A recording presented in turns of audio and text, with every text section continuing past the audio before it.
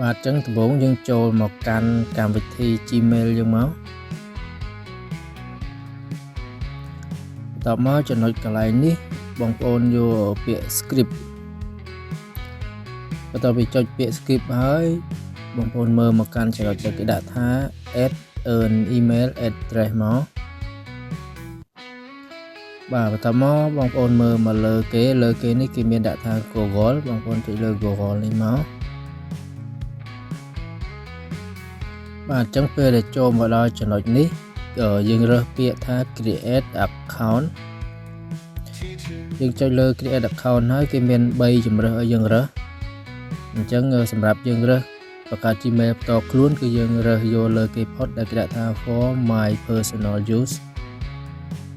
បាទបន្ទាប់មកខាងលើនេះខាងលើគេនេះគេដាក់ថា first name អញ្ចឹងយើងដាក់ឈ្មោះយើងផ្ទាល់ឈ្មោះដាក់ជាអក្សរឡាតាំងអង់គ្លេសមកអញ្ចឹងដូចខ្ញុំដាក់ថាឈ្មោះខ្ញុំបន្តមកទៀតកន្លែងនេះយើងដាក់តកូលរបស់យើង last name នេះយើងដាក់តកូលយើងមកបាទអញ្ចឹងពេលដែលយើងដាក់តកូលយើងហើយឈ្មោះយើងហើយបងប្អូនមើលកន្លែងចំណុចនេះគេដាក់ថា nick ចុច nick មកបាទអញ្ចឹងចំណុចកន្លែងនេះគេដាក់ថា month ខែអញ្ចឹងយើងដាក់ខែដែលយើងកើតខែណាយើងដាក់ខែហ្នឹងមកថ្ងៃកំណើតរបស់យើងហ្នឹងយើងដាក់មកអញ្ចឹងខ្ញុំដាក់ជាលក្ខណៈដាក់ឧទាហរណ៍ឲ្យបងប្អូនមើលអញ្ចឹងកន្លែង year នេះគឺឆ្នាំមានតែឆ្នាំអញ្ចឹងយើងដាក់ឆ្នាំដែលយើងកើតឆ្នាំដែលយើងកើតយើងត្រូវដឹងថាអាយុចាប់ពី18ឆ្នាំឡើងទើបយើងអាចបង្កើតបានអញ្ចឹងខ្ញុំដាក់2001មកកន្លែងgender នេះយើងរើសភេទចុចកន្លែងសញ្ញាព្រួយនេះមករើសភេទបើបងប្អូនភេទស្រីបងប្អូនយកខាងលើបើភេទប្រុសយើងដាក់ចំណុចគេថា male អញ្ចឹងខ្ញុំប្រុសខ្ញុំដាក់ male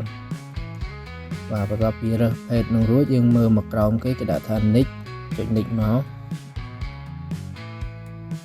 បាទអញ្ចឹងចូលមកដល់កន្លែងនេះគេមានជម្រើសយើងរើស2យើងឆ្លាញ់ Gmail មួយណាយើងរើសមួយនឹងមកអញ្ចឹងខ្ញុំឆ្លាញ់ Gmail បន្តទី2អញ្ចឹងខ្ញុំគ្រីសចុចគ្រីសលើនឹងមកបន្តមកបងប្អូនមើលមកក្រោមមានពាក្យថា nick ចុច nick មកចូលមកដល់ចំណុចនេះគឺគេឲ្យយើងបង្កើត password បងប្អូនបង្កើតហើយបងប្អូនត្រូវចាំ password នឹងខ្លួនឯងថ្ងៃក្រោយយើងចង់ប្រើប្រាស់កម្មវិធីផ្សេងពេលដែលគេទារ password ឲ្យយើង log គឺយើងមាន password ហ្នឹង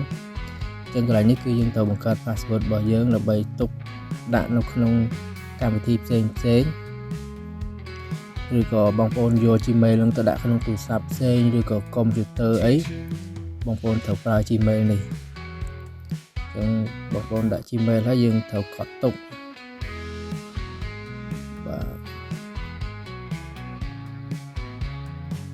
បាទអញ្ចឹងបន្ទាប់ពី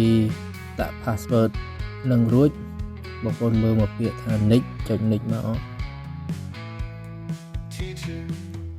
បាទចូលដល់ចំណុចនេះបងប្អូន scroll អស់មកក្រោមបងប្អូនមើលខាងឆ្វេងដៃគេដាក់ថា script បើយើងអត់ចង់បំពេញអីតយើងចុច skip ទៅវារំលងទៅទៀតរំលងទៅមុខណាតែបើបងប្អូនចង់រៀបថាទទួលថានឹងជា Gmail របស់យើងចង់ប្រើយើងចុចយក yes ក៏បាន yes am in ឬក៏ចុច skip ក៏បាននិយាយជារួមទៅជម្រើសពីរហ្នឹងបងប្អូនចង់ចុចមួយណាក៏បានដែរនិយាយស្រួលយល់អញ្ចឹងដូចខ្ញុំចុច yes am in បាទអញ្ចឹងចូលមកដល់កន្លែងនេះយើងមានពាក្យថា nick ចុច nick មកចូលមកដល់ចំណុចនេះតទៀតបងប្អូន scroll មកក្រោមមកបងប្អូនឃើញប្រអប់2ហ្នឹងបងប្អូនចុចគ្រីសវាទាំងពីរមក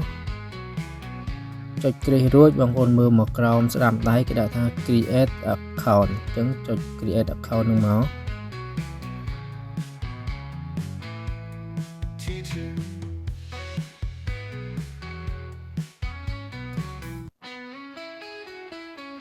បាទអញ្ចឹងវាចាប់ផ្ដើមដំណើរការឲ្យយើងហើយអញ្ចឹងបងប្អូនមើលមកក្រោមគេដាក់ថា active ចុចពាក្យ accept មកខាងក្រោមដៃនេះ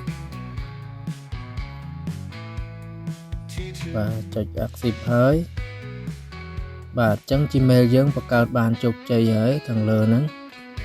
បងប្អូនយកដៃមានតែប៉ុណ្្នឹងឯងបងប្អូនបានសម្រាប់បាទអរគុណបាយបាយជួបគ្នាវីដេអូតបាយបាយ